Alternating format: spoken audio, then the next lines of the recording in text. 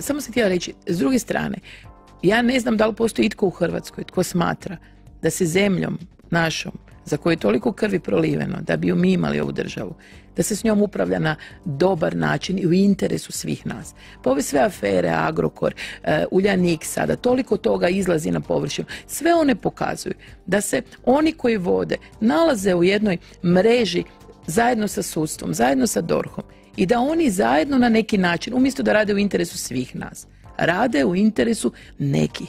Prema tome, ta mreža u kojoj smo mi sad uhvaćeni, a nju se može poderati, iz nje se može izaći. Jedino ako se osigura da se one ljude koji nas predstavljaju, da se mi pobrinemo da u tom Saboru bude više ljudi koji će zastupati naše zajedničke interese, a ne partikularne. I to je ono što je na kraju prosvjed u Vukovaru pokazao. Ljudi traže pravdu, traže istinu, traže pošteni odnos. Bilo da se radi o krađi imovine, bilo da se radi o progonu zločinaca, svih zločinaca, bilo da se radi o organizaciji referenduma. I ako se to ne promijeni, nažalost, ja mislim da će ljudi nastaviti odlaziti iz Hrvatske i da će korupcija i dalje rasti.